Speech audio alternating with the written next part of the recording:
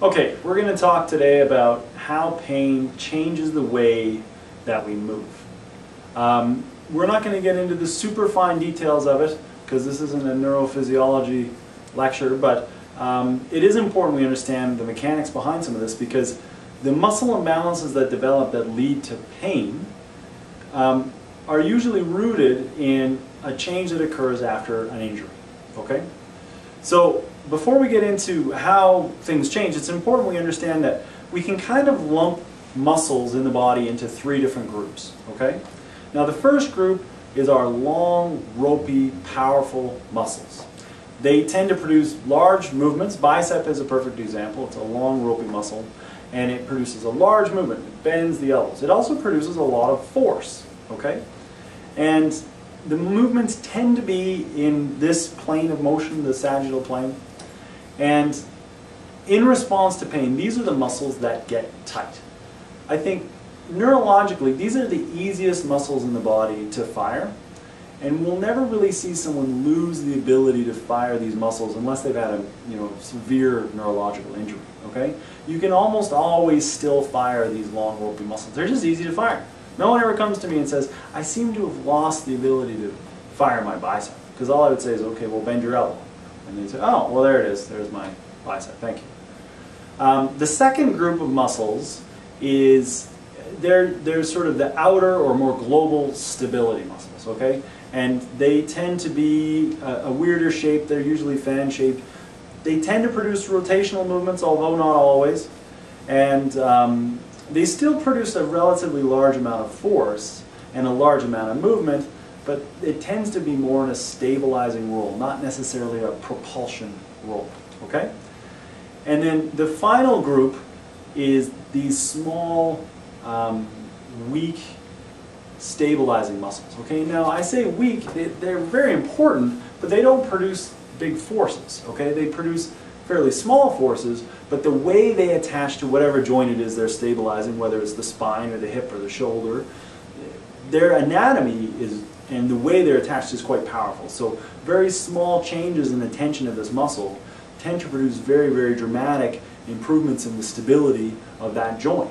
And their role really is to put the joint in an optimal position so the bigger muscles, either the first category or second category, can move those joints effectively. Okay? Now, in response to pain, we talked about the first group.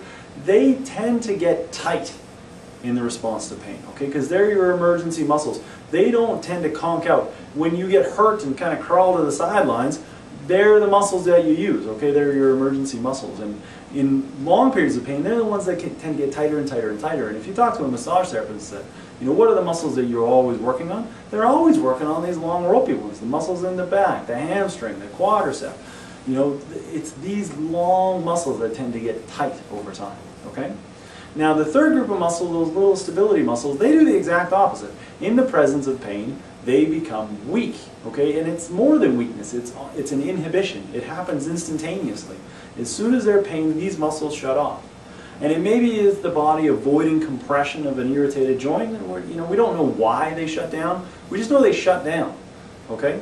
And what's more important than that, and very frustrating, is that yes, they shut down in the presence of pain, but when the pain goes away, they stay shut down. They don't come back to life and back to work. Now, that's a fact that keeps me very well employed, but in the recovery from injury factor, that's a big hurdle. Okay? Now, this middle group of muscles it's a bit different.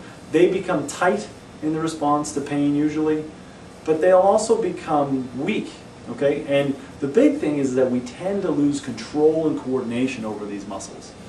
And the stability muscles and the role that they provide, we need that coordination back, okay? The muscle imbalance that tends to develop in the presence of pain is dominance of the long, ropey muscles that are easy to fire, and a weakness and inhibition of the stability muscles, both the small ones and the bigger ones that tend to produce our rotational motions. Okay? Now, when we try to rehabilitate these muscles, it's very important to understand the coordination has to come back first. The number one question I am asked when, let's say for example, working on someone's glutes, is why can't I just go to the gym and do squats? Well, because if your hip has become uncoordinated and the glutes are no longer firing because of some injury you had in the past, it's not always injury, but that's the easiest example. Well, if the glutes aren't firing well and you're substituting with hamstring, for example, or your IT band, and you go out and do squats, yeah, you'll feel it in the glutes, but the thing is the balance won't change. You'll be doing the majority of that motion with the hamstring or the IT band and a little bit with the glute. And when you get stronger, that pattern gets stronger. So you're going to hear me over and over again say, we have to change the pattern first. And if you change the way the glute fires and make it dominant in the motion again, then when you go to do squats, it'll get stronger. Okay? But you have to understand that the pattern changes and it doesn't change back automatically. Okay? We're going to show you in various videos how to change that pattern back. Once you do that, go ahead and do your typical strengthening drills and it'll finally work. Okay?